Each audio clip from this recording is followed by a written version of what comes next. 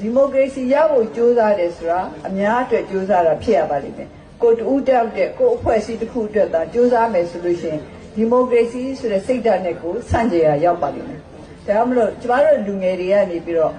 နိုင်ငံရေးမှာစိတ်ဝင်စားကြပါလို့ကျမထပ်တလဲလဲပြောတာပါဖေဖေကလည်းဒီတိုင်းပဲပြောပါတယ်နိုင်ငံရေးဆိုတာလူတိုင်းနဲ့ဆိုင်တယ်ပေါ့နော်ကိုကမဆိုင်ခြင်းလို့လည်းနိုင်ငံရေးကလာပြီးတော့ဆိုင်မှာပဲဆိုတော့ဖေဖေကပြောခဲ့ပူပါတယ်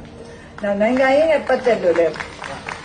တချို့ကနိုင်ငံရေးကပဲမကောင်းလို့ပြောတဲ့အခါကျတော့ဖေဖေကဒီကိစ္စကိုလည်းပြောခဲ့ပူပါတယ်နိုင်ငံရေးကညစ်ပတ်တာမဟုတ်ဘူးနိုင်ငံရေးလုပ်တဲ့လူတချို့ကသာညစ်ပတ်တာလို့ပြောတာရှိခဲ့ပါတယ်ပြောကျမတို့အခုခေတ်မှာဆိုလို့ရှိရင်ရုပ်ပိုင်းဆိုင်ရာလူချင်းစရာတွေကတိတ်များတဲ့အခါကျတော့ကျမတို့ရဲ့လူငယ်တွေအာယုံပြတ်နေဆိုတာလည်းမထူးဆန်းပါဘူးဒါပေမဲ့လည်းနောက်ဆုံးကျတော့ဘယ်လိုပဲရုပ်ပိုင်းဆိုင်ရာပစ္စည်းတွေနဲ့ပြည့်စုံကိုယ့်ရဲ့အတွင်းစိတ်ကကိုယ့်ရဲ့လက်ပြလုံးမှစိတ်ချမ်းသာနိုင်မှာပါအဲ့တော့လက်ပြလုံးလို့ဆိုတာကိုတာဝန်ကျေရပါလိမ့်မယ်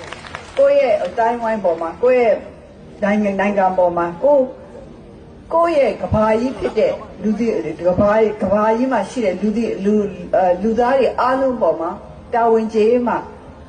လက်ပြလုံးနိုင်မှာပါ